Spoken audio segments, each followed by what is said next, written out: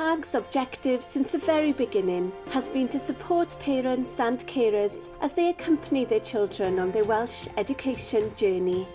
RhAG was established back in 1952 and now receives funding from the Welsh Government and from its membership across Wales. With permanent staff and loads of volunteers, today there are over a dozen branches across Wales, and this number continues to grow with connections in many other parts of the country.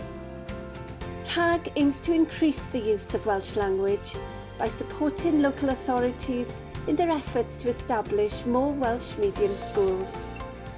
RhAG also promotes the Welsh language by providing parents with information on the benefits of Welsh medium education and supports latecomers.